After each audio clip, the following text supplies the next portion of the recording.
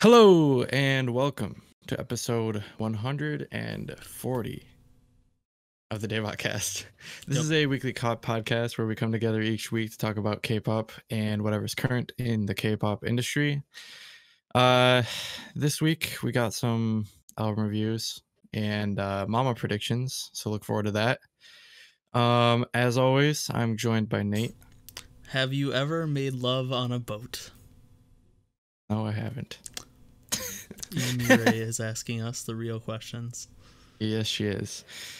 All right, so start then. Before we no, you gotta do all the stuff. You gotta subscribe to us on YouTube. You gotta like our videos. Oh, I always do that at the end. We gotta do it at the beginning too, because people don't listen at the end. Click the bell to get notifications. Follow us on Twitter. Subscribe to us on iTunes and review us on iTunes. And then, of course, Discord. Join Discord and hang out with us. Although you are a few days late to join the K-pop Fantasy League that we started. But if you join and stick around, I'm sure we're going to do it again. But that's going to be real interesting. Oh, actually, I should go over my team. This is cool. So yeah, we literally did a K-pop fantasy draft last Friday. There's like 26 of us, and we had to make a list of like 600 idols to draft from. We split them into tiers, made a bunch of rules, like you can't have people from the same group. I'm just pulling my list up, and I will read you who I got. That's the wrong link. Like all a bunch of random people you never heard of. No, everyone's got like good people. Did you guys separate men and women, or are they like co-ed groups technically? They're co-ed. You get both. Interesting. So I first picked Solgi. Nice. I almost got Chanyeol because EXO is gonna be worth like a bajillion points because they're about to do a comeback. But Bree was spouting a bunch of strategy to everyone, and so Johnny grabbed him. Unfortunately. So I got Solgi. He was for some reason EXO, like Chanyeol was the only EXO member that lasted, because I was pretty late in the draft pick order. EXO like all got taken away at the beginning, and then like for some reason Chanyeol like slipped through the cracks and almost made it to me. But I got Solgi. Then I picked Jui. Hoping that they do a repackage Korean comeback. They have a Japanese comeback, which is gonna be worth. You get the comeback for point, or you get the points for comeback, but they won't be on like music shows and stuff, so I won't get any points there. But I'm hoping they do their Christmas like repackage that they've been doing every year. Okay. So that I might get points that way. Plus, Chewy will be high on the brand ranking because we're taking that into account and a bunch of other stuff. Then I have Changbin from Stray Kids, Luda from Ujizonyo, Chanmi from AOA, and Jongjun from Golden Child, because those are all guaranteed comebacks that are about to start. So those are all worth points for sure. And then my like picks that I was hoping they'll have comebacks, or they probably will, because it's last 3 months, so it's till like mid-February. I have Eunbin from CLC, hoping they do another comeback. I have Asha from Everglow. I can definitely see them coming back soon. Jaeyoon from SF9, supposedly they're preparing. Becco from Newest, I could see them having a comeback. Okay. They haven't had one in a while. If they have one, it's gonna be huge too. Yeah, so. Plus, and they're always really high on brand ranking, so that'll be worth. Yep. And then I had to go with my last pick was my bias, completely wasted pick probably, but Yebin from Hinapia. Nice. My thinking for that was, I'm hoping their company is smart and does the thing where they just have like a really, really quick turnaround with a comeback. So I'm thinking they'll have one in like early February, hopefully. So high risk, high reward gamble on Hinapia, basically. Well, it's not really high reward at all, because it's not like they're gonna do well. If they did though, if they blew up, that'd be because they're a new group and they're from a group that was previously like really successful. So you never know. I had to get one random bias that probably won't give me points, but just to have on my team. Yeah. Okay. Sorry, that was a long intro, but come check out our Discord. We do fun stuff. Yes. All right, so I guess without further ado, we can get into our first review, which is long awaited, in my opinion at least. Yes. MFBTY's new is it a mini? It's a mini album. It's a right? mini album. Like it's a EP. Yeah, it's got 6 tracks plus an intro, so it's yeah. Dreamcatcher Deluxe Edition. I don't know where the regular edition fitting is. Name. Wait, is it literally called Deluxe Edition? Yeah, on iTunes it's really? Dreamcatcher Deluxe Edition. Maybe. Yeah. That's weird. I didn't even know that because it doesn't say that on Spotify, I don't think. And I didn't pay attention to iTunes. Yeah, that's weird.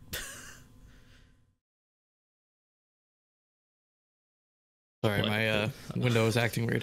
Anyways, we can start off with the first track, which is a really, really cool intro called Intro. I don't know if that's a typo. On iTunes, it's INTRU. Oh, it's intro on Spotify, I think. So like with O.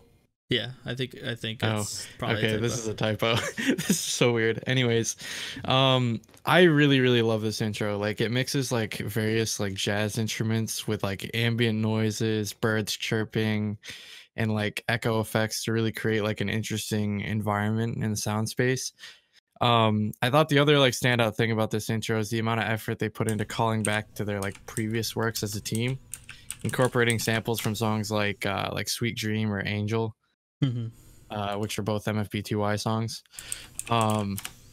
Yeah, this was an awesome intro. I really, really like this. I'm double checking because I'm not 100% sure, but I don't know. It does say intro. Okay, apparently it is intro. It's weird. So whatever. They're just trying to be fancy, I guess. Yeah. Yeah, I agree. Basically, what you said. Like, there's not much to talk about because it's not like a real song. But yeah, it's got like a really cool jazz feel. There's like a sax player playing over the whole time, and then there's just a bunch of like there's samples from their previous songs, like you said, and then there's a bunch of like talking and whispering and like random singing and a lot of nature sound effects. There's a lot of like birds and crickets and stuff like that. So yeah, it was cool. Yeah. All right. Next, we have Dreamcatcher, which is a cover of the group. Of the whole band. Yes. They covered their entire discography in one song. That would be amazing. Think of how improved Dami's raps would be. Oh, yes. Sorry, Dami. Sorry, Dami so this is the type of thing that I like expected, I guess, from MFBTY comeback. It came in like super strong with the like electric guitar riffs, the groovy bass line, and like the like still like hip hop style percussion as well. Although it's something that you'd more expect from like a rock track, the rapping like grooves perfectly over the electric guitar instrumental, which I really, really liked. And as usual, like the rapping flows great, excellent pronunciation, delivery as always. Really, really awesome. The music video is also kind of interesting. They had like a Ghostbuster Michael Jackson guy playing guitar. It's really weird. Is that it for you? Yeah, basically. It was really interesting. I thought it was awesome. It's like really hard like a rock song. So actually the thing is the guitarist is Shin Dae-chul, who's the guitarist for Sinawi. Which is one of Korea's first heavy metal bands, and he's kind of considered like the godfather of Korean rock music. So he's kind of like Tiger JK for rap. This guy is for rock. So it's really cool that they got him to do it. And I think that's part of why the music video is weird, and they have the weird like Michael Jackson mask, because this guy, he's not the guy in the music video. Like this guy's like 50 years old or whatever. So like, I doubt I'm sure that's not him. So maybe they just want to do something weird instead of having a random guitarist playing this guy's part. But yeah, it's awesome. The guitar and bass line, like you said, are really cool, and they just rap so well over it. It's what we expect from them. All their verses are amazing. The instrumentals the whole time are just really great. Overall, like I was really blown away by this comeback. I didn't expect something this like heavy right off the bat, and this rock heavy especially. Yeah. But yeah, the music video, like you said, is weird. They're like driving through the countryside, and they like pick up the guitarist, and then they go to like a CD city, and then they just hang out and rap to the camera like a typical rap music video. But there's just this guitarist with a Michael Jackson mask on, so who knows? All right, so next we have Badu Curse. I think this is like kind of back to more of a traditional style of hip hop beat. I do really like the bass line though. When Yoonmire's like vocals come in, it was really nice. I really like the like vocal layering they use. Usually I'm not a huge fan of the auto-tune vocals, but I think it actually turned out well in this song with Busy and Tiger JK's like vocals slash rapping. Yeah. I wasn't a huge fan of like the higher pitched synth in the background, like the but Okay. I actually quite like it now, so yeah. Yeah, I thought this was a nice like start with JK rapping into like leading into Yumi Ray's part. With like a like sultry chorus, which is entirely in English. The instrumentals are really good. It's got like a jazzy focus with the bass line, and then there's like brass and sax instrumentals in the background. And at the end, they get like they get a whole like brass sax like jazz solo, instrumental solo. So that was cool. I thought the rap after the second verse was really, really good, or like the second verse was really, really good. Yeah. And this song is full of ridiculous English lyrics. I used it at the start with "Have you ever made love on a boat?" But my favorite is actually "finger licking good like a greasy bird." That was a lyric I heard in there. But there's plenty KFC reference. Plenty of ridiculous, like overtly sexual lyrics in this song in English for some reason. Amazing. Yeah, it's ridiculous. All right, up next we have "Yesterday Today." I thought the instrumentals on this were much more like satisfying than Badukur's. Yeah, the instrumentals are really cool. It's got like the whimsical like sounding flutes and strings, and I think they work really well. You stole my word. What, whimsical? Whimsical, yeah. I was like, that's a good word to describe this. Yeah, I really like how in like certain parts, Yumi Ray's vocals like sync up with the rising like strings. This is much more like something off of their like The Cure album, I think, rather than Wonderland. If I were to like place it in one of their previous works. Yep. Yeah, overall, I really, really like this song. Although there is one part in the middle where with the auto-tune busy vocals towards the middle of the song, I didn't really like, but I don't think it ruins it. Yep. Overall, it's a really fun song that you can kind of groove to pretty easily. Yeah, I agree. Yeah, I really like the bouncy piano and like the strings and instrumentals. Like you said, have a really whimsical, like fantasy feeling. With like the flute and the strings and stuff. And yeah, I thought it was nice because for Yumi Ray's rap, I thought stood out to me because like she held back in her intensity and like really fit the instrumentals well. And then yeah, of course her vocals are fantastic. Next up we have Motel. Based on the intro, I thought that it's like, oh, we're getting into like a dance track right now. And then like right after that, it just opens up into this almost like angelic sort of sounding like instrumental, I guess, with the like uplifting synths that sort of come in. Once again, I'm not usually a fan of autotune, but I think it really works well with the guy's vocals in this song. Yunmura's vocals in the song sound really nice and crisp as well. Also, Busy's verse towards the middle of the song was really good. I really like that. I'd say, I don't know. I'd say it's a tie between either this or Dreamcatcher for my favorite song on the album. Yeah. So yeah, this is basically the same. So this gave me Angel vibes right off the start.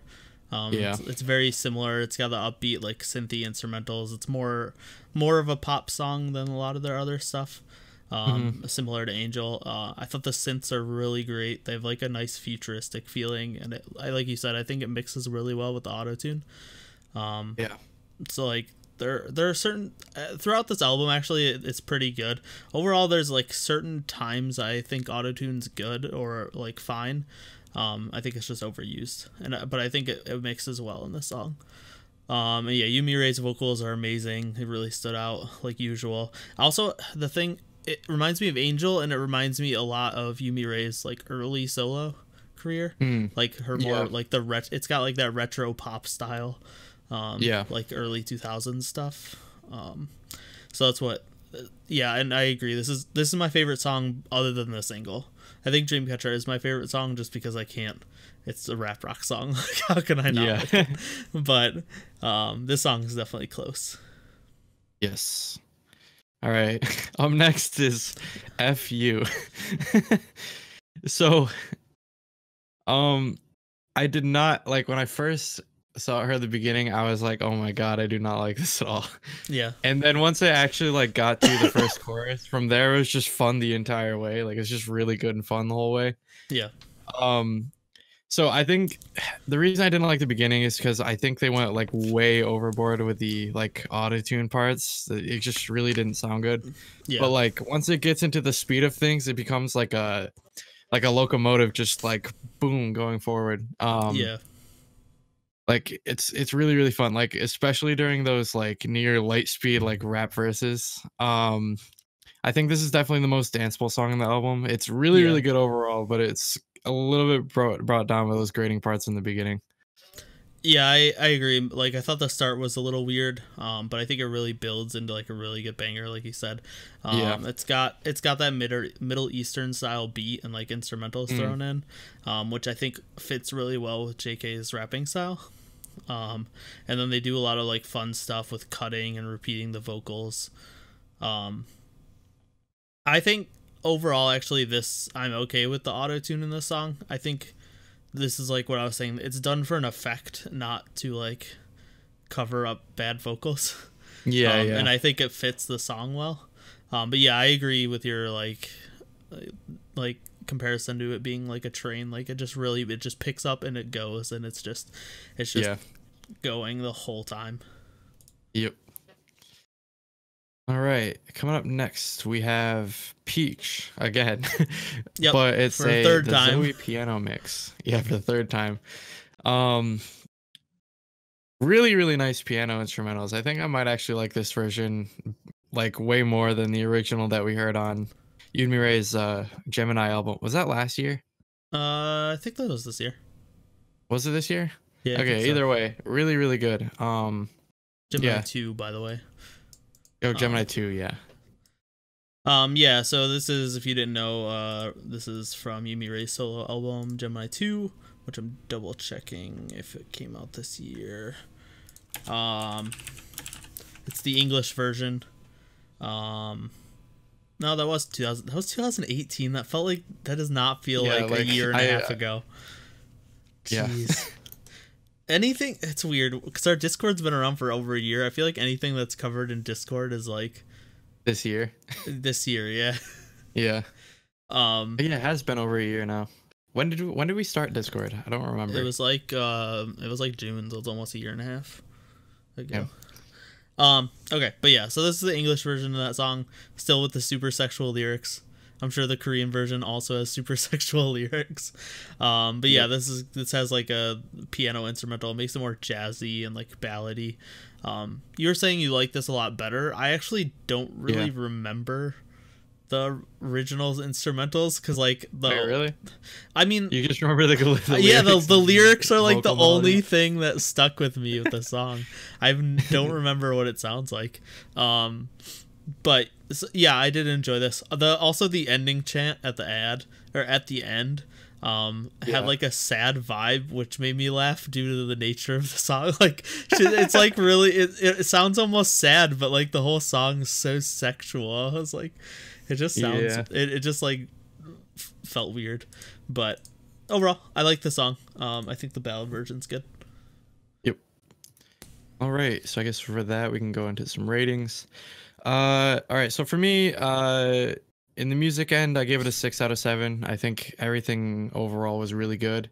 However, there's like a couple parts that I didn't like in particular songs. Like, basically, like at first I didn't like the high pitched like synth in Badu Curse, and originally, and then also in FU that whole like beginning section I wasn't super hot on. So 6 out of 7. Everything else is really, really awesome, especially Motel, Dreamcatcher. And then for concept, I gave it 2 out of 3. I think the music video is interesting, but it wasn't like mind blowing. So like overall, it was good. So overall, I gave it a 8 out of 10 for the whole album score. Yeah, I was a little more generous. Spoilers. Who would have thought? I would just give everything high scores. I gave it the full 7 out of 7 for music. Like, I don't think there was really anything that I didn't like about the song or the album. I thought all of it worked really well with their style. I do think it's probably their weakest album out of the three.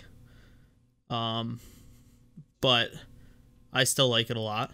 And I still think the music's really good.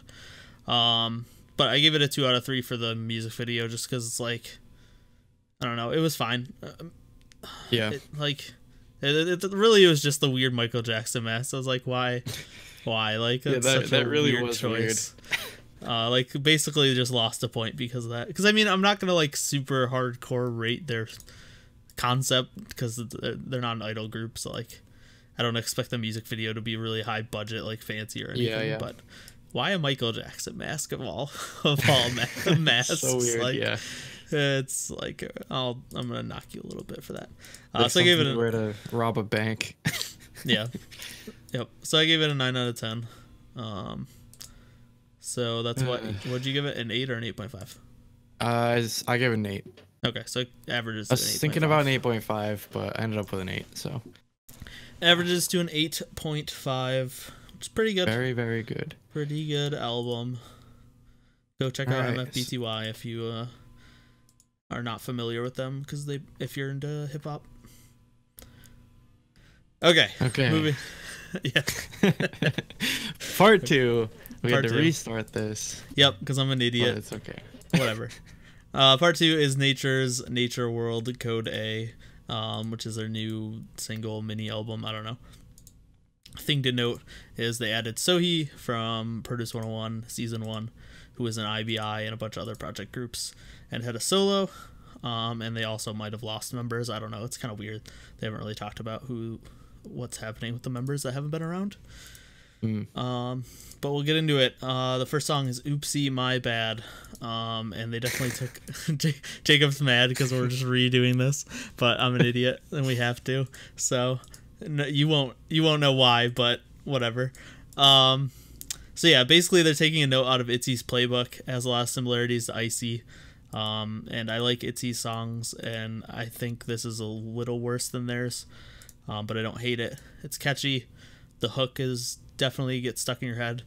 But I think the instrumentals could have been better because they're too samey. And it's a lot of noise. There's not enough variation. I think ITZY does it better. But I do like that there's more singing than ITZY's songs. As for the music video, there's this weird Alice in Wonderland thing going on that doesn't fit the song at all. And the choreography is not that great, but I do like the outfits. So overall, it's okay. I wish it was better. It's definitely not my favorite Nature single. All right, so for me, yeah, my first impression of the song was like just how loud the like bass is as soon as it starts. I also thought it was really interesting that they decided to use like snares for the percussion of the song, like marching band style snares rather than like trap hi-hats or something like that. The bass in the background, however, like gets really annoying after a while because it just like goes throughout the entire song and never ceases, and it's just really loud. I think the song overall is really fun, but to me it's got a similar problem to like ITZY or Momoland, where it's just kind of loud the entire time without any variation. Yeah. And it uses too many like grading, like high frequency or not even high frequency, because in this case it's the bass is too crazy. Yeah. Like just, I guess just too many like annoying sounds. Yeah. Annoying loud sounds. Yeah. Like it's a fun song, it's just too obnoxious for me personally. Yep. Next we have Bing Bing, and this is a more standard girl group song. I like, it has got like Lovelyz-esque synths in the verses, and then I like the pre-chorus. It has like a really dreamy, like mystical sound that builds to the chorus, and then the chorus is like really fun and bouncy. I could see it getting stuck in my head very easily. So like this is kind of what I was talking about. Like this actually has like some variation to it. It's pretty standard girl group song, so it's not like crazy, but it has different feels to it and actually goes somewhere instead of just being loud and similar throughout the whole song. So I thought this was much better than Oopsie My Bad. The bubbly beats they use for the instrumental are really fun and give the mix like some texture to it. I really like the way it clears out during the pre-chorus. I think this sort of like variation in comparison to the previous song is much welcomed. Like variation and like volume. I think the song is fun and it's much better than Oopsie. That being said, I still don't know if I'm super like on board with it entirely. Because like you said, it is kind of like a standard girl group song. Yeah. It's good, it's just not like mind-blowing or anything. Yep. Next is What's Up. And I thought this might be my favorite song on the album, but we're like when I first heard it, but then it was not, which we'll get into. But I like that it has like an acoustic sentimental intro, but then it transitions more into like a poppy tropical house summery vibe, but it still keeps that like sentimental feeling. And I really like the accented notes for the second verse. It gives the instrumentals like a punch. And I think the song really shows off their vocals. So yeah, I enjoyed the song as well. Yeah, I thought this was really interesting. Like it's like it starts out with like acoustic guitar with it seems like variable volume effect kind of. Oh really? Like it seems in each note it goes like this sort of like waveform wise. Like it opens up and then closes back off. I thought that was kind of interesting. The vocals in the song sound really nice actually. I like how like soft and calm they are in comparison to the like of the previous songs. Yeah. It's got like a typical like tropical house drop during the chorus, but I do think it works really well overall.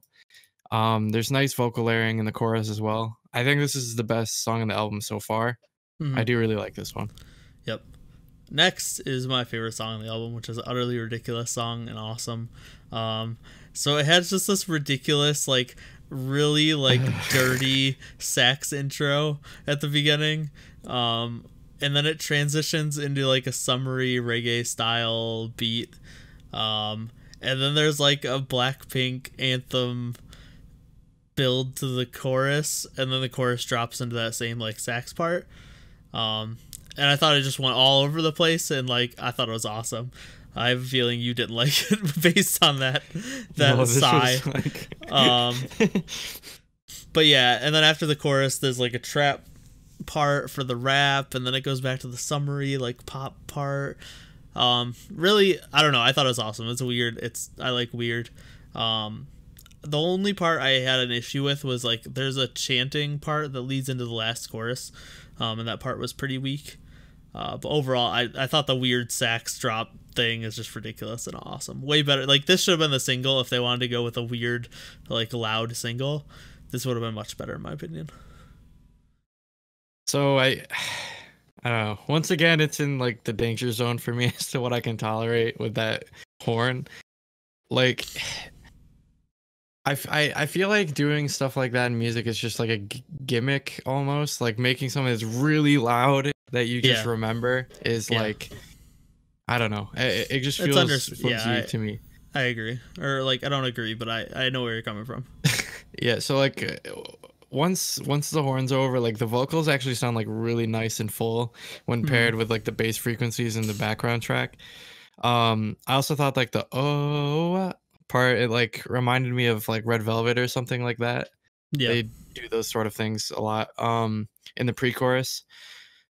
Like I think this song would have been like way better without the loud annoying horns. Like it's like it's like a bad Momoland song, honestly. Like I actually think I would really like this song a lot if that was just not in the song. Yeah, I could see that. And then we finally end it with My Sun, My Moon, My Star. This starts out with those chimey synths that I associate with water levels from Super Mario 64. Oh my god, yes, you're right. It's the same sound as Jolly Roger Bay. I think that's the level, right? The first water level. The one with like the snake in the ship. Yeah, the third. It's like the third world that you go to, basically. Yeah, it's the exact same synth sound. And I've heard it in a couple of K-pop songs. It's an instant I hear it, I'm like, that sounds like Jolly Roger Bay. But no, I like it. It's a nice subtle guitar and strings in the background. It really focuses on those like chimes and then the vocals. I thought it was a really good ballad. All right, so For me, I feel like it's a bad sign when what's supposed to be the like quote unquote boring ballad of the album is my favorite. Yeah. Like the synth like organs or whatever they use, along with like the swelling like high strings and the subtle like electric guitar in the background work really well, I think. Yep. What it really reminds me of is like just really early like SNSD ballads, which is probably why I particularly like it. The song like just makes me want to listen to SSD's first few albums. Yeah. So yeah, it's actually really, really good. This is easily the best song on the album in my opinion. So yeah. Easily the best song, the ballad. We don't hear that often. The boring ballad was the best song in the album. I guess that'll give you a teaser for how low Jacob's score will probably be. So I don't actually think this was a boring ballad. It was just it's like that. Like, that's like it's not boring. It's the song on the album. It's like the required just shoehorned in ballad. Like it doesn't have to be boring, but it has to be there basically. Yeah. Okay, that's it for boring. That's why I called it that. Yeah, exactly. There's a good chance it's not going to be very good, or not going to be very interesting. Okay, so that's it for our review of Nature and their new mini album, Nature World Code A. Let's get to our scores. I was pretty generous with the music. I gave it a 6 out of 7. It was like between a 5.5. Well, yeah, but I liked it a lot more than you. But it was between a 5.5 and a 6. So I went a little high on that, but it was close. And then for me, I just gave it a 1.5 for concept, which is probably that was probably generous. Music videos, whatever. The choreo was whatever, but I did like the outfits. So I gave it a 7.5, which is probably on the high end, but it was between a 7 and a 7.5 for me, which is low for me, to be honest. If you think about it, I feel like I was being generous. So for the music, I gave it a 4 out of 7. Yep. And then like I don't know. I think I'm being very generous giving it a 4 out of 7 because like Oopsie I did not like at all. Bing Bing I did like, but I wasn't like entirely sold on it. Mm-hmm. What's Up I did really like. Drinking, it could have been really, really good if it didn't have that annoying horn in it the entire time. So good. It had potential, so I gave it some points there. And then My Sun, My Moon, My Star I actually liked, so 4 out of 7 overall. And then for concept I gave it a 1.5 because the MV was okay, but it was nothing special. So yep, overall 5.5 out of 10. Yep. And then Cooper did give us a score. He gave the music a 5.5 out of 7 and the concept a 1 out of 3. He really likes the title track. He thinks it's a banger, but the choreo is horrible, he said. So he gave it a 6.5 out of 10. Baron also wanted us to say that the title track is a banger because they knew that neither of us were huge fans of it. So yeah, that's it. I guess so average would be 6.5 because you gave it 5.5, Cooper gave it 6.5, and I gave it 7.5. So easy math. Yep. It comes out to 6.5. So yeah, it's not great. It's not awful. Kind of in the middle. If you like ITZY style music, you'll probably think it's a little bit better than Jacob. So yeah, I would say check it out if you like ITZY style music or if you just like Nature, but otherwise you could probably skip it. Yep. All right. Up next we have topic 3, which is return. The return. This is 2 weeks in a row we get a return of a group. Yes. The revival. Wait, what was last week? Pristine V, Hinapia. Oh, Pristine V, yeah. Hinapia, yeah. Or Hinapia. I keep wanting to call him Hinapia. Anyways, the title of this week, or the group we're talking about this week is Rainbow. Rainbow's back. 10 years. I love Rainbow. Rainbow, yeah, me and Jacob are very big Rainbow fans. Yes. I don't know if honestly, people that have actually listened to all the episodes probably know that, but we don't really talk about them that much. We're more known to be like hardcore SNSD fans. But yeah, that's because they're all just off doing their own thing. Yeah. So basically, Rainbow is like, for those of you who don't know, they're a pretty old like second gen group. I believe well, of course they did. If this is their 10-year anniversary, they debuted in 2009. Yep. Disbanded in 2017, I think. Yeah, Woo was early 2017, I think. Maybe even 2016. Woo was before that. Was it Woo was their last album or last release? Yeah, I know, but I feel like Woo was not 2017. Let me check for sure. Was it 2016? I think it might have been 2016. It was, yeah, February 2016, so early 2016. Yeah, because I was gonna say it was before we started. I was gonna say it definitely came out while I was still in high school. So. Yeah, and before we started the podcast. Yeah. Yeah. So I'm pretty sure they officially disbanded in 2017. Yeah. Anyways, this is something I'm really excited about, just because I hope they're setting like a good precedent, I guess, for their contemporaries of the K-pop second generation, I guess. Yeah, I really, really hope this means like good things for other groups getting back together as well. Yeah, I agree. I mean, we hear it a lot that especially with girl groups. Yeah, so it sucks because like guy groups basically don't ever disband. They're just like, because they just keep doing stuff and it's kind of expected. But girl groups, like recently at least, all the Gen 2 ones have been saying like, oh, we aren't disbanded, we can come back if we want to, even though we're all going to different companies. And it's like, nobody, I think, really believes them. I don't believe them for the most part. SNSD is the only one that I'm like, they were big enough and have enough like clout to just be like, we could do it. And most of them stayed with SM anyway.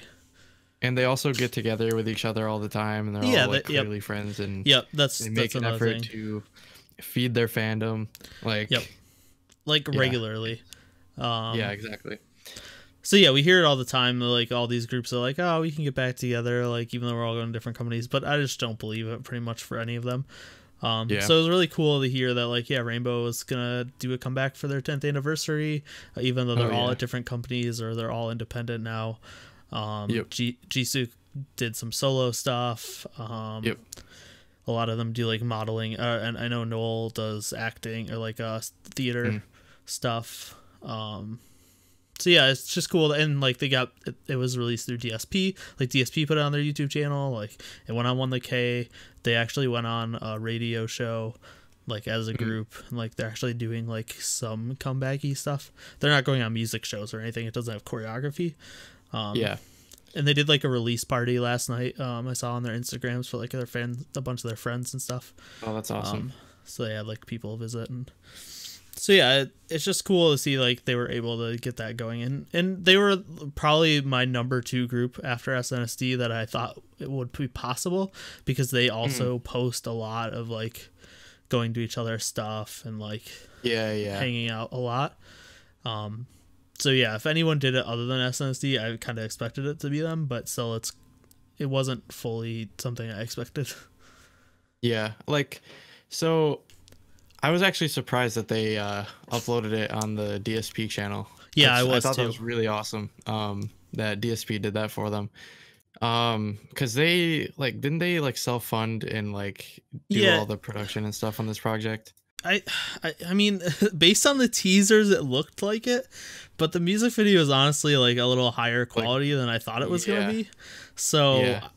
I don't know if DSP put any money into it. I doubt it. I think they must have helped probably out in some way, at least. Like gave them some resources at the very least. Yeah, that's true. If anybody knows, like comment down below. Yeah, definitely let us know. Because I don't think either of us are entirely sure. But if you watch the teasers and stuff, they were very like low budget, like self-filmed stuff. But then the music video is like, I mean, it's nothing crazy, but it's actually very similar to like Into the New World. I know Flixster said that on our Discord, because it's all of them just doing like menial jobs separately, and then they like come back. So like one of them's like a barista, and like. You know what's really funny though is when I watched the music video earlier today, the autoplay played Into the New World. Into the World right after. That makes sense. So yeah, that was a funny comparison. That it was similar to that. I teared up a little at the end. I won't lie. when it's like Jake Young's sitting there all sad, like happy tear up. Jake Young's sitting there alone, all sad, and then all 6 of them walk up behind her and like they just like gather together as a group. I'm like, oh my god, it's real. Yeah. My heart. Yeah. I actually really like love the MV. Like it shows all of them like working through life on like separate paths, but like it shows that they all like come together at the end. Yep. I thought that was really awesome. It was like a nice touch, I guess. Yeah. Like again, I really appreciate the fact they did this reunion. Like I believe they're the first group of the second gen to do something like this. Yeah. Like I don't know of any other ones off the top of my head. So I hope it's a good technically Narsha left the company that Brown Eyed Girls was under. Oh, Brown Eyed Girls? Okay. So but they never officially disbanded though, I thought. No, yeah, that's the thing, is like Narsha left the company, but for them they were like, this is still a group, where the other ones like everyone leaves the company and then like they just make offhand comments that they're still a group. But like Brown Eyed Girls, they were like, no, we're for sure gonna put out music, we're not disbanding. Yeah. Even though she left, so it's a little iffy. You could say Brown Eyed Girls did it first. Yeah. But yeah, I think they're definitely the first. Out of, because I can't think of any others. Sistar hasn't done anything. Nope. 4 Minute hasn't done anything. Kara hasn't done anything. Nope. So yeah. I think the closest thing really is SNSD did OGG. That's about it. But that's like cheating. It's not even the whole group. It's the 5, and it's the 5 members that stayed at the company. So like, that's the thing with SNSD. That's like the other reason why I think it's possible, is because so many of them actually stayed. It's really not that hard to get. And that and SM hasn't like they still say that Girls' Generation is a group at their company. Yep. Yeah. Exactly. So, yeah. So yeah, it was cool. So what do you think of the music? Yeah, about the actual song. This was way better than I was expecting, like song wise. Like, to be honest, I was kind of expecting a lame like goodbye ballad song style, like ballad. Which but we actually got. ended up being we got that on the single, but it actually ended up being like a really nice laid back, like mid tempo pop track. I think it was really good. Yep. The girls' like group vocals came out really nice, and yeah, I think the song's really good. Yeah, I like the song. I think overall, my dream would have been we got like a full on rainbow banger, like God, Woo or A, like or like we just got something like they used to do. And I knew this wasn't gonna happen because it's like a reunion thing. It's gonna have like some sentimental vibes. It's gonna be slower. So for what we got, I liked it a lot. I thought it was a good song. I just part of me wanted them to go full on and give us like just a real like classic rainbow track. But if we couldn't get that, I think this is a really good song. Yeah. I guess I can talk about I Dream of You a little bit. Aurora was the like title track, I guess. And then I Dream of You is like the ballad. It's a ballad. However, the vocals are really, really good. Like, especially from like Hyunyoung and Jisoo. I guess that's to be expected though, considering the main vocalist. But like yeah, that was really, really good. Yeah, I liked it. I mean, it's a ballad. It's nothing crazy, but it's not a bad ballad by any stretch of the imagination. So yeah. So yeah, like I said, I really hope this. I keep saying this, but I really hope this is precedent for other groups. Yeah, it would be cool if we got like a Sistar or 4 Minute, like reunion song. Not likely, but keep holding out hope that we get SNSD within the next couple of years. SNSD, I obviously, because I feel like it's close. Like I don't know. I feel it in my gut for some reason. Like I don't know. Tiffany's so busy though. Yeah, we'll see. Well, she keeps people keep asking her about it, and she keeps like making it seem like it's like not that far away. Yeah, I don't know, but that could just be her hoping. Yeah, we'll see. I wouldn't be surprised if we get it within the next year or two, but I also wouldn't be surprised if we don't. Like, it's really a toss up. 2 years. I think in 2 years. Yeah, I think 2 years is a good chance. Yeah. I really want something. We're just want nostalgia. Just bring back all these groups. Mostly the reason I want it is just because I want the opportunity to be able to see them live. Like I will literally, but they wouldn't like drop thousands of dollars to go to Korea to see them. I don't even know if they would do any live performances though if they did do it. I think they do some kind of well, like I don't know, like when SES came back, they did a huge like but SES came back after 10 years to do a 20-year anniversary full album, but just still, a random get together. I don't think. Maybe in I think SNSD, if they got back together, they would actually do an album in 8 years. Once their 20th anniversary, you might be able to see them live. In 8 years. I don't know. I'll be like how old? Yeah, I'll be like 30 and they'll be like 40. Yes. Yep. I'll still do it. I don't even care. Yep. We both just want nostalgia. Just bring back all these old groups that we love. According to Soompi, we're 35 to 40 years old. So because I feel like K-pop on Discord boomers. We did this stupid quiz. Was it Soompi or was it a different company or a different website? I think it was Soompi. Actually, yeah, they did a quiz that was like, if we can guess your age based on your bias, and or actually, it might have been BuzzFeed. Actually, was it really BuzzFeed? I don't know. Whatever. I think it was BuzzFeed. Some dumb website did some dumb quiz. Whoever it was, I get the feeling they got into K-pop at a late age. Oh, they definitely got into K-pop recently. Because if you picked all second gen people, which was literally only 10 years ago, they said you were 35 to 40 years old. Because apparently everyone that got into K-pop was like late to 20s, early 30s, 10 years ago. Meanwhile, Jacob got into it when he was 12 years old, so yes, he's not even close to that age. But give me a Kara comeback, give me an SNSD comeback. Just give me all my Gen 2 comebacks. Also, IOI. Where's my IOI reunion? It's probably never gonna happen now that Produce is like, dead. It's gonna happen, and now they were like, wait, it's gonna happen. I mean, it was always questionable that it was going to happen, but now with the fact that Produce 101 was entirely rigged, because apparently that's a news, I think... so was it all seasons of Produce? I thought it was the last two were. It was... So the thing is, they admitted to the last two and said the first two weren't. And I think that's because they were so long ago, they were able to destroy most of the evidence. But police said they determined all 4 seasons were rigged, which is not surprising to me. That is crazy.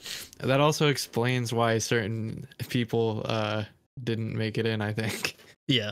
So it's like whatever, but I mean, I knew the whole time. I was watching that show. I was like, yeah, of course this is rigged. Who doesn't think this is rigged? God. But whatever. Okay, that's a topic for a different time. It's when Andrew comes back, we'll probably do a big thing on the Produce 101 scandal, like a Produce cast. Definitely.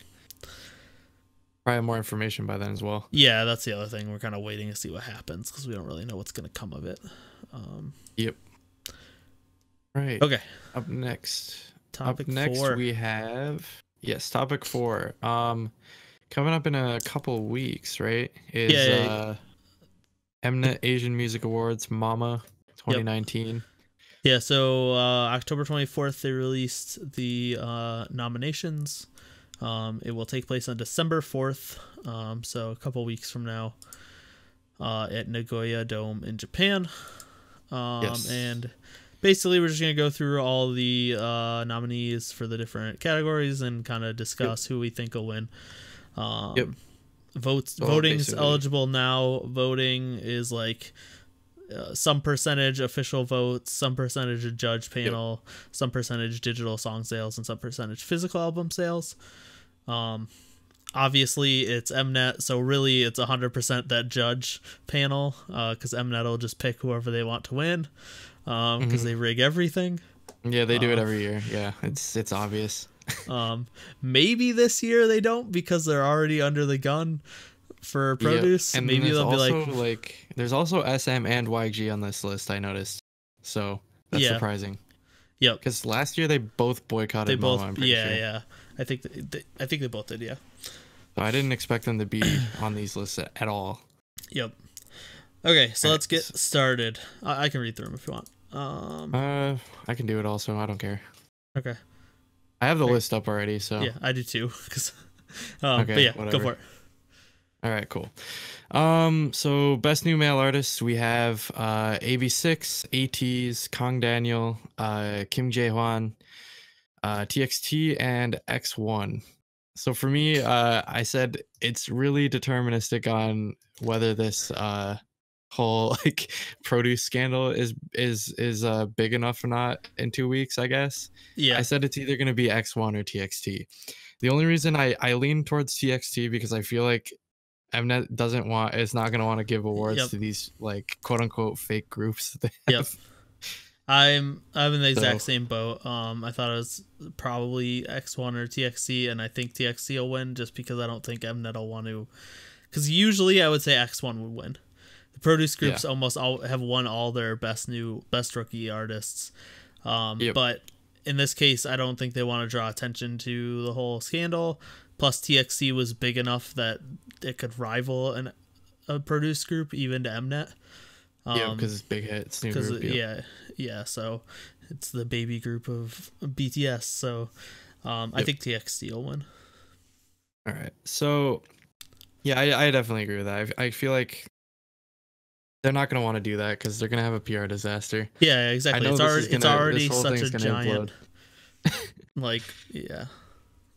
So anyways, next category, best new female artist.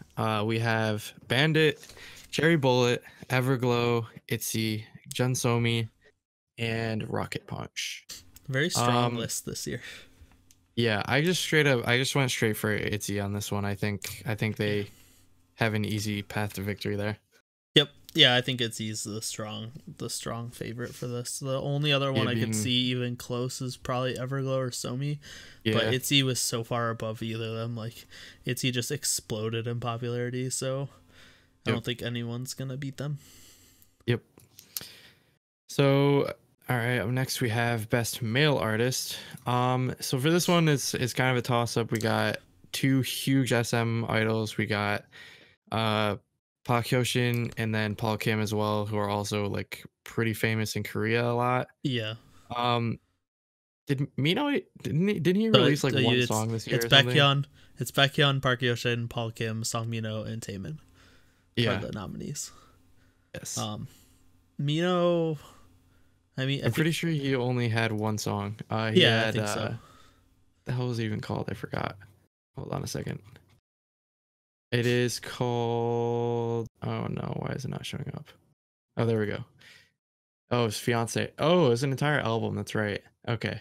Yeah, right, this makes more sense. I thought it was just a Fiance single for some reason. I'm remembering the album.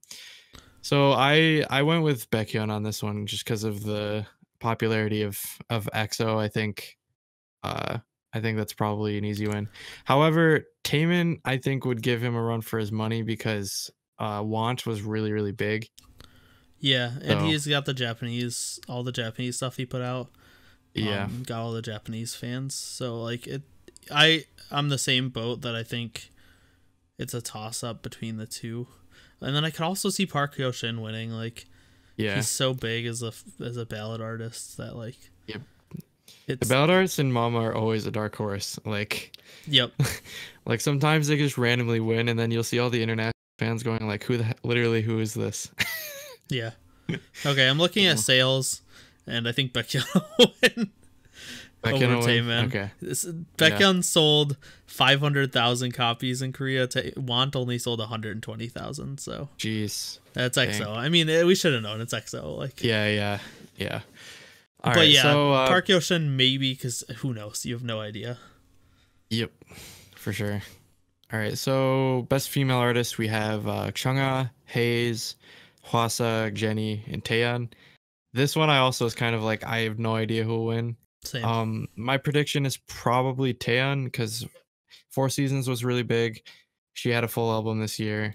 She's also like topping brand recognition all the time as well. Yeah. However, I could see Hwasa being a dark horse in this category. I think she could swing in there.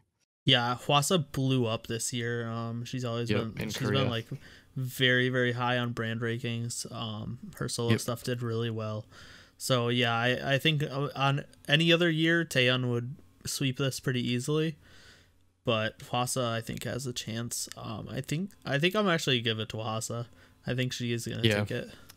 I think also Hayes could probably also do it as well. Hayes has a chance, definitely. Her albums are also really big. I mean, honestly, I think all of them have a chance, really, except maybe Jenny, because Gotta Go was huge as well. For Chanyeol at the beginning of the year. Gotta Go was playing everywhere when I was in Korea. I don't think Chanyeol will win. I think she's really only above above Jenny, but you can't like completely discredit like her chances. But I think Hwasa will take it. Yep. All right. Next up, we have Best Male Group. Easiest group in the world to pick. Yep. All right. Nominees are BTS, EXO, GOT7, Monsta X, NCT 127, and 17. It's gonna be BTS unless they fuck the votes. No, yeah. Like, and even I don't like. It's BTS. Like it's always BTS. Yeah, I have a lot of cynical predictions in this predictions thing, and it's always just picking BTS because I know that's just what's gonna happen. Yeah, if the male stuff it's BTS, female stuff it's Twice. Like they're just so much bigger than any other group. They're like if they don't win, there's just a giant. It's like clear that it's rigged basically. Up next, we have Best Female Group. Nominees are Blackpink, G-Friend, IZ*ONE, Mamamoo, Red Velvet, and Twice. I said this could literally be anyone, to be honest, except maybe G-Friend or Mamamoo, I think. Yeah. But I could see it being IZ*ONE. G-Friend who knows definitely with all the not. craziness with them lately. So it's definitely not G-Friend. I don't think it's Mamamoo. I don't think it's IZ*ONE. I think Twice. I think it's Twice. Like most likely. Twice is too many the step above the rest of them. They just never stopped putting out music. They had a tour, they had a US tour on top of their Asian tour. It's like it's definitely Twice. Yep. All right, up next we have Best Dance Performance from Male Group. Nominees are BTS, Boy With Love, EXO, Tempo, GOT7, Eclipse, Monsta X, Alligator, NU'EST, Bet Bet, and 17, Fear. So I actually said EXO's Tempo because I feel like I don't know, they can't give everything to BTS, and EXO's also freaking huge. They do usually try to split stuff, and that's like the only way I would see. Also, EXO's not really nominated in a ton of places, so I feel like they would XOLs would just stockpile this particular. That's actually for category. the last two categories. That's the only way I don't see BTS and Twice winning is because they're gonna give BTS and Twice the ones they always get with like artist and album of the year or whatever that they always do. Yeah, stuff like that. Yeah. So I could see EXO taking this, or I could see EXO taking Best Male Group. One of the two, but I think BTS will get one and EXO will probably get the other. Yeah. All right, up next we have Best Dance Performance for a Female Group. So nominees are Blackpink with Kill This Love, G-Friend, Sunrise, G-Idol, Señorita, IZ*ONE, Violetta, Red Velvet, Zimzalabim, and Twice with Fancy. Again, since this is just a popularity contest, I said either Twice, Fancy, or Blackpink, Kill This Love. I think it really depends on like which voters come out and vote, I guess. I'm leaning towards Blackpink though on this one, to be honest. So this song is huge. Yeah, Kill This Love was huge. I think this I'm gonna go out on a limb and be a little different this time. I think actually this is where they're gonna give IZ*ONE something. I think they're gonna give this Violetta because like I feel like they're gonna give them something, and like this would be the place to do it where it wouldn't be like that egregious. But if they don't, I'm with you. If they don't give it to IZ*ONE, they'll probably give it to Blackpink. Thing to note, I am really surprised that G-Friend was on Best Female Group over G-Idol. Like I feel like G-Idol was so much bigger than G-Friend this year. Like for best female group.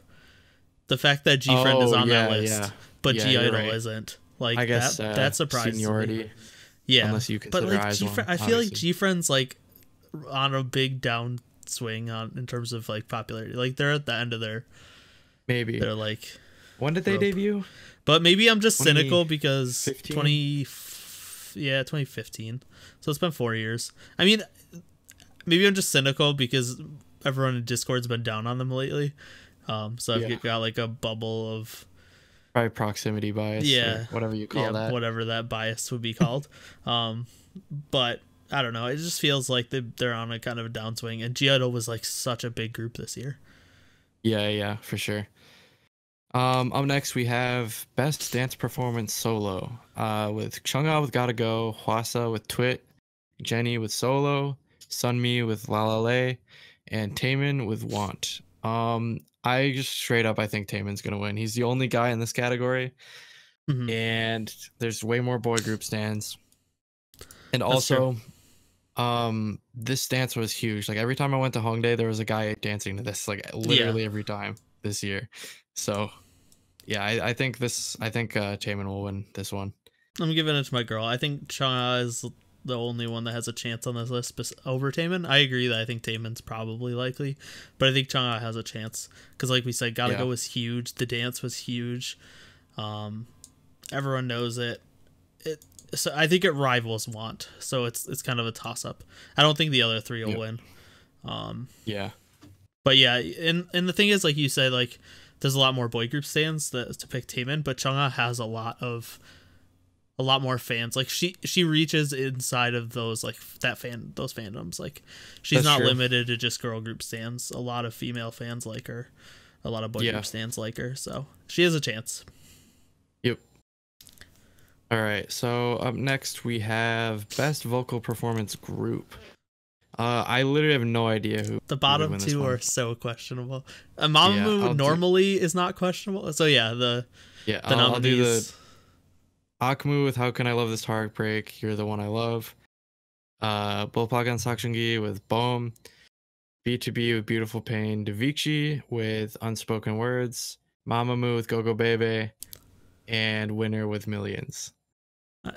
It's really weird. I think B2B, Mamamoo, and Winner are kind of weird nominations. I think and then Davichi I don't think could win. I think B2B, I think Akmu and Bolpagan are the only two that have any chance.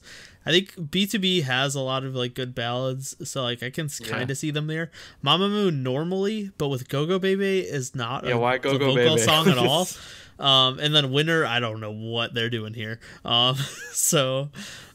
But yeah, I think it's between Akmu and Bolpagan, and I don't know, it's tough because Bolpagan's so big, but Akmu, it was like their comeback from the one dude coming back from the military. So like, I'm not really sure how big they were compared to each other. So I'm gonna lean towards Bolpagan because I feel like Mnet has a bias against YG. So yeah, that's true.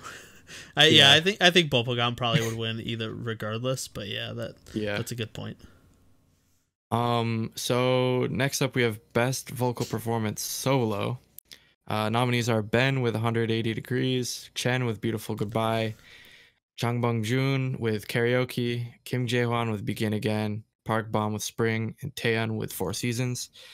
So you might expect me to say Taeyeon, but I would not be surprised at all if Jang Bong-joon won this with Karaoke. Oh, really? Like, yeah, so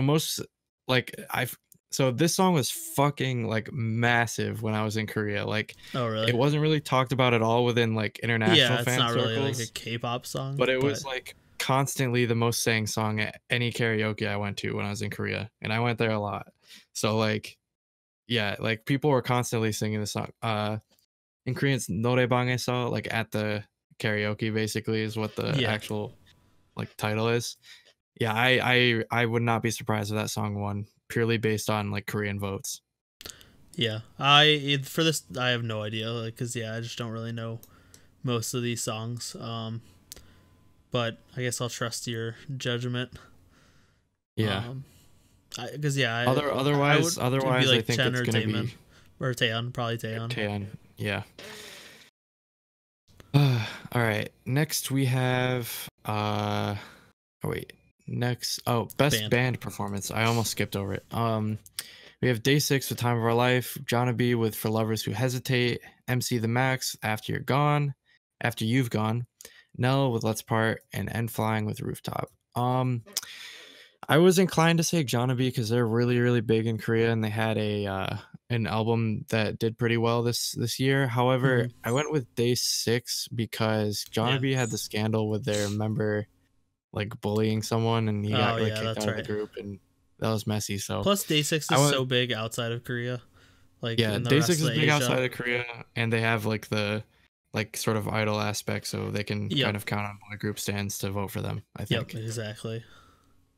So next up we have best hip hop and urban music. Nominees are Crush with Napa, or Napa. It's like cabbage. Yep.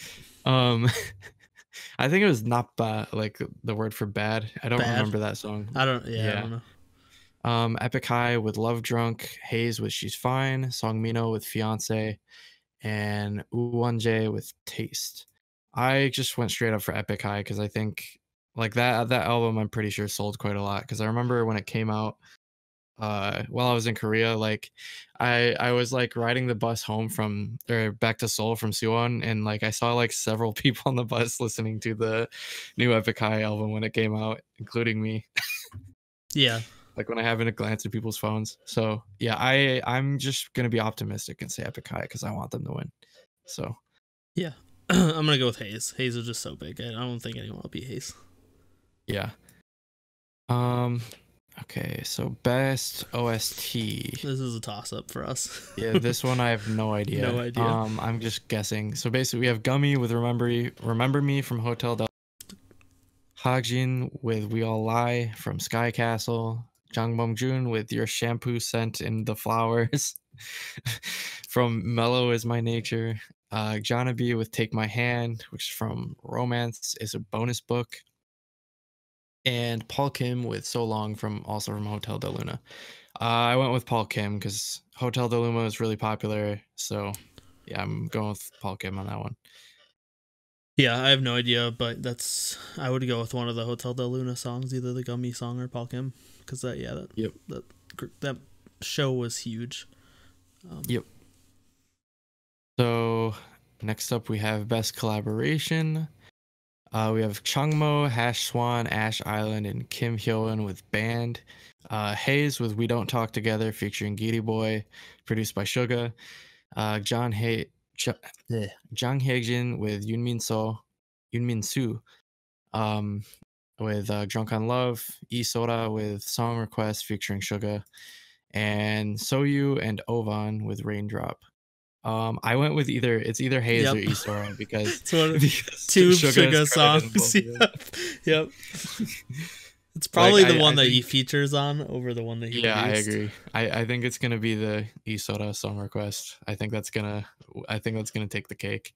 Yep. All right. Next up we have Song of the Year, and I'm not gonna read every single nomination. It's basically all the big songs this year.